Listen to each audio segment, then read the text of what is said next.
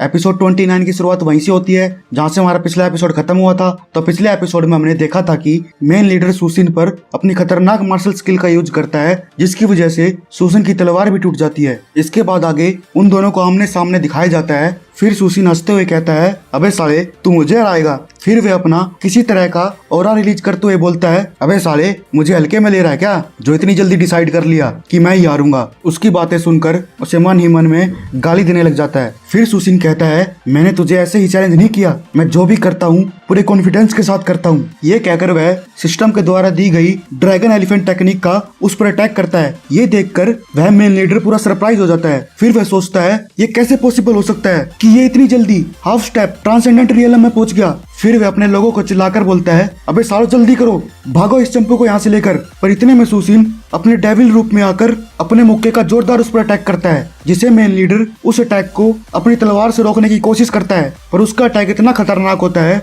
कि वह उसकी तलवार को तोड़ते हुए सीधा उसकी छाती में लगता है, जिसकी वजह से मेन लीडर की हड्डी टूटने के बाद वह एक ही मुक्के में रेस्ट इन पीस हो जाता है। अरे यार मजा ही आ गया, इसको देखकर तो मुझे वन पंच मैन की याद आ गई। इसके बाद वह वही लहूलुहान होकर सीधा पेड़ में जाकर लगता है और अपने बाप को मरता देखकर वह चंपू बड़ी तेजी से भागता हुआ कहता है, अरे आरामखोरो बचाओ मुझे, ये आदमी तो पूरा राक्षस है। फिर सुसिन उसे भागता हुआ देखकर हंसते हुए सोचता है, ये साला फैक्शन मास्टर इस सपोले को पाल रहा था, जो अपने बाप के मरने के बाद भी उसकी बॉडी को लिए बिना ही भाग गया। फिर ली हुआई उसके सामने आकर कहता है, बॉस अब क्या करना है। तब सुसिन हंसते हुए कहता है, करना क्या है, मार दो सालों को। फिर ली हुआई कहता है, ठीक है बॉस, आपका जो हुक्म। फिर थोड़ी देर बाद ली हुआई सुसिन के पास जाकर बोलता है, बॉस आपके कहने के मुताबिक वो सभी के सभी 37 लोग और वो चंपू रेस्ट इन पीस हो गए हैं। फिर सुसिन उससे कहता है, ली हुआई ये मैसेज सब जगह फैला दो कि बैम्बू फैक्शन ने स्काई ओक फैक्शन को खत्म करने के लिए हमारे फैक्शन मास्टर और उनके लोगों पर घात लगाकर हमला किया है, जिसकी वजह से हमारे फैक्शन मास्टर और वह चंपू उनसे लड़ते लड़ते शहीद हो गए। बहुत तेज बुद्धि है भाई इसकी, बहुत तेज। फिर इसके बाद सीन अगले दिन मेन हॉल पर जाता है, जहाँ सभी लोग फैक्शन मास्टर की मरने की खबर सुनकर शौक में थे। फिर एक आदमी कहता है, भाई हमारा फैक्शन अब बिना लीडर के हो गया है, अब हम करें तो क्या करें। उसकी मौत की खबर सुनकर वह डोंग और जुआंग इसी टेंशन में थे, आखिर साला वो मरा कैसे। इसके बाद सीन सुसिन पर जाता है, जहाँ वो मस्त फैक्शन मास्टर के मरने की खबर से सदमे में होने की बेहतरीन एक्टिंग करता है। तब लियू उससे पूछता है, होल मास्टर सू आपने तो हमें विश्वास दिलाया था कि आप फैक्शन मास्टर की प्रोटेक्शन करोगे। तब सुसिन उससे कहता है, होल मास्टर लियू अगर आपको किसी से क्वेश्चन पूछना है तो उनसे पूछिए जो लास्ट नाइट फैक्शन मास्टर के साथ थे। हद हो गई भाई, इस सुसिन ने तो सभी को मरवा दिया, अब पूछेगा किससे, मुर्दों से। फिर सुसिन कहता है, हमारे फैक्शन मास्टर मुझे हमेशा सपोर्ट करते थे और अब वो हमारे बीच में नहीं रहे, ये सोचकर मुझे बहुत ही ज्यादा दुख हो रहा है। पर उनके जाने के बाद ये स्काई ओक फैक्शन ऐसे बर्बाद नहीं होना चाहिए। तब वह फैक्शन मास्टर की गद्दी की तरफ बढ़ता हुआ कहता है, तो आज हम